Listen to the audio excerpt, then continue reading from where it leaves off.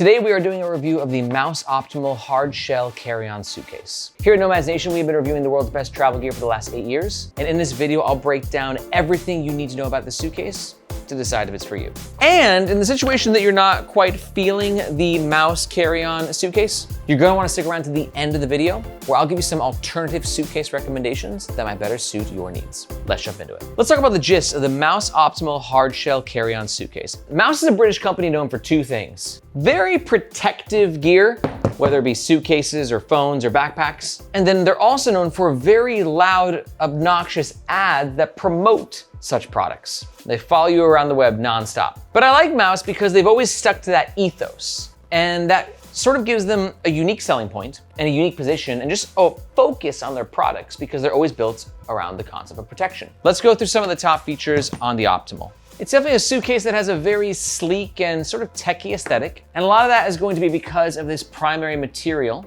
which Mous calls their Ultra Matrix. And what's interesting about this particular material is that it's actually a woven fiber material. So it's kind of different than your typical polycarbonate or plastic. And in theory, what it means is that it actually rebounds and flexes a little bit more to harder surfaces than a traditional suitcase might. We got 4 wheels at the bottom, all by Hinomoto, 2 thumbs up there. A really interesting back pocket. This is unique. I haven't seen a suitcase that offers something like this. You can see you have a slot here and a compartment with some actual capacity here. And we'll test out actually how well this pocket works when the suitcase is fully packed out in just a minute. We've got a telescopic handle that has 3 different positions. TSA lock, clamshell style opening with a bit of internal organization, and YKK zippers on the inside and out. The suitcase is 36 liters capacity. Now, one big selling point about this suitcase is the weight, which for us is clocking in at 6.4 pounds, which isn't like that impressive. It's not that it's heavy. Like, I've reviewed suitcases that are around 35 to 40 liters that are 8 pounds plus. But I think that a lightweight suitcase is really like 6 pounds or less. So therefore, this is in moderate territory, but it's definitely not the lightest weight suitcase. As of recording, the carry-on only comes in black and it runs around 600 USD, which is a bit pricey, but it is protected by a 25-year warranty. Now here's the deal. Moving forward, that price point of 600 USD is going to be our North Star. And it will help us determine if this suitcase is worth the price or if it's a ripoff. But it should be noted, if at any point in this review you're thinking about making a purchase, you think it's totally worth the price, or you want to find out more information, we highly suggest doing so with the first link in the description below. 2 reasons why. First, that link makes sure that you get the best price. And second, if we have any discount codes, which we often have, that's where you'll find them. Let's talk about the outside of the Mous Optimal suitcase. Like I said, that sleek, techie look is really gonna speak to a lot of people. Mous's branding here at the front always felt a bit childish to me, but I think that they've done a good job of neutralizing that. It looks smart. And this primary material is a big reason why. And you can see when you get really close to it, you can actually see that it is indeed woven. It's got a really trippy kind of look to it. Overall, it looks great. I can't speak to just how protective it will be, but knowing Mous and their obsessiveness for tech protection in general, I have a feeling it's gonna do a pretty good job of protecting your stuff. Wheels, knocked it out of the park with this suitcase. For me, I'm simple. You know, in Lost in Translation, when Bill Murray's character is like, for a relaxing time, make it Santori times. Well, that's what I am with suitcase wheels, where I'm like, for a smooth time, make it Hinomoto. Hinomoto make the best luggage wheels on the planet. They're Japanese, so it's obviously gonna be perfect.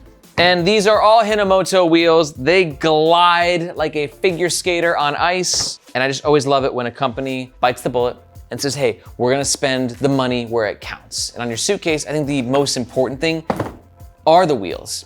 You can deal with a crack in the hard shell. You can get by if the handle is a little busted, but if your wheels go, it's done. It's just game over. So I always appreciate it when brands invest in making sure that the game doesn't get over for you when you're on your travels, because God, a broken wheel in a suitcase mid-trip, this is gonna suck. Handles, pretty typical, satisfying, easy to use, easy to grab. Same thing with a TSA lock. Ooh, but before we get inside, let's talk about what's going on in the back here. Telescopic handle. All these suitcase companies, dude, they always try to be like, we reinvented the handle. You'll never believe what it feels like. And it always just kind of feels the same to me. I mean, like, it's a good handle. I felt worse, there's no doubt about that. But I'm not gonna dream about this handle. I could dream about Hinomoto wheels. That's how smooth they are. But the handle, it's good, it's fine. But I do think the addition of these quick access pockets is quite interesting. I don't know, I'm on like 30 or so suitcase reviews here at Nomads Nation, and I've never seen one with a pocket that's done like this before. I don't agree with the PU coating on the zippers. I think that was kind of unnecessary. It's just gonna make it stickier, and it leaves these zippers open to potentially peeling over time. You can see though, my iPhone 13 fits in this slot. Same my wallet, could be a good spot for your passport and or boarding pass as well. And for this pocket, it's marketed for your smaller bits of gear. There is a photo of a young lady putting a water bottle in there, so let's put our own in there and test. And okay, yeah, didn't feel like that was gonna work. Yeah, that's not really a thing, I don't think. Okay, so as you see, my 24-ounce Columbia can slide in there. Didn't love the feeling of sliding it in. You can see that it's kind of, I don't know, kind of screwing up the fabric a little bit. Not in a way that's gonna be a detriment to the durability. It's just, it just doesn't feel very satisfying or smooth to actually get in there. Now, a 24-ounce water bottle like this is not super thick. If you want to try and travel with a 1 liter, this is not gonna happen. Could possibly be a spot for your umbrella, you know, that works, but you know, to actually be able to close this pocket, your bottle is gonna have to be umbrella shaped. Inside this pocket, we got a bit more of organization. The gusset's gonna help keep things organized. Overall, suitcases are not known for quick access, and this is definitely a quick access pocket. I think it could be a good spot for some things, just depends on what it can actually fit. In theory, it's nice to have an adapter in quick grab territory, and it does fit. You can see it's getting a little lumpy, but the zipper did technically close. Could be a good spot too for maybe your glasses. Yeah, I see the glasses, you know. It's coming out a bit, but more or less, I like the concept and the spirit of such a pocket, but I'm not actually sure what I put in there because that boarding pass, you know, passport, wallet, phone, those are things that are either gonna be in your pockets or for the ladies in your purse or for the dudes, maybe in a sling bag or your actual backpack. So what do you guys think? Are these pockets revolutionary? Are they changing the game for you? What would you actually pack in here? Let me know what you think in the comments below. Okay, let's get into the inside of the Mous Optimal Suitcase. YKK zippers give you very smooth and easy access into the main compartment, and we've got a lot of organization. Organization like this in a suitcase I think is fine, but I like it when it can be removed, which I do not think there is any way to remove this. No, this is permanently in here. That is sewn in on both sides, yeah. And you can see to cut down weight, we just have the back end of the material here, the hardshell material on the exterior, which means that it's not gonna be the most luxurious experience inside this actual suitcase. And again, all this internal organization is sewn in, so there's no way to take it out. It is a part of the luggage. You can see a 36-liter perfectly fits your typical size packing cubes. I got a large fire packing cube and 2 smaller ones here. These will perfectly zip underneath this compartment. Like this pocket here, do not like this pocket here. It's so loose and so big, not sure what you're gonna put in there. The fabrics are incredible though. Darlington mesh, really stretchy.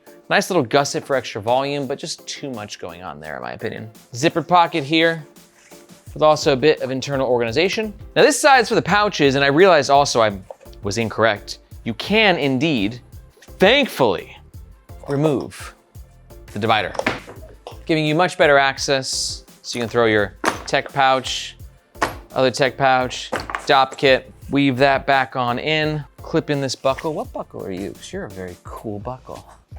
Reviewing bags has turned me into a buckle nerd. Never thought the day would come. My father's rolling in his grave right now. Don't know who the buckle is, but whoever made the buckle did a great job because that is a very fun, satisfying buckle to use. You can see, we're in. Overall, with the interior of this suitcase, I think Mous did a good job of stripping it down to try and keep the weight low. They could have made it look fancier on the inside, put some more elevated touches, but they didn't. They wanted to keep it as lightweight as possible. I don't think they achieved actually making a lightweight suitcase, but overall, I think it works pretty well.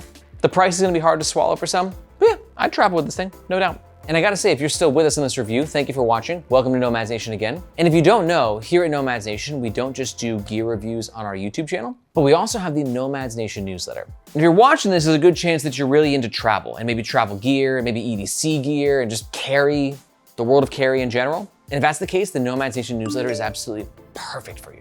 It's coming straight to your inbox a few times a month, and I'm gonna tell you about the newest drops, limited edition releases, industry trends, and everything in between. So if you wanna keep your finger on the pulse of what's happening in the incredible world of travel and EDC gear, be sure to look for this globe emoji in the description below. Hope to see you in your inbox. Okay, let's talk about the overall pros and cons of the Mous Optimal Suitcase. Pro number one is going to be the impressive and interesting and high-tech hard shell material. Pro number two, Hinomoto wheels. It just has to happen. For smooth times, make it Hinomoto. And pro number three, I think the aesthetic is actually quite nice. I think Mous actually did something interesting. It deviates away from that sort of like July away, monos, pastel, kind of like dreamy look. And it gives you something kind of cool, kind of badass, that also is bringing a lot of functional value as well. But on the flip side, all bags and suitcases have cons. Here are three of mine. Con number one, I'm still not sure about the functionality of these back pockets. Con number two is, although this suitcase is sort of advertised to be lightweight, we're in a bit more moderate weight territory, to be truthful. And con number three, at 600 USD, this is not a cheap suitcase. What you're really banking on is this material, hoping that it actually stands the test of time. Mous is definitely a company that they got innovation in their blood, so I believe in them, but we won't really know until the long-term reviews come out. And just a reminder, in case you're thinking about picking up one of these suitcases, we do recommend doing so with the first link in the description, because again, that'll give you the best price, and if we have any discount codes, that's where you'll find them. Now, in case you're still watching this, there might be a good chance that you're not quite sold on the Mous suitcase. And if that's the case, then I recommend watching this video. In it, I go over some of my favorite suitcases that I've reviewed over the past year, so you can see what the other options are on the market. Because let me tell you, there's a lot of banging suitcases out there. So be sure to watch it now, and if you have any questions, be sure to let me know in the comments below. Thanks for watching, and we'll catch you guys next time.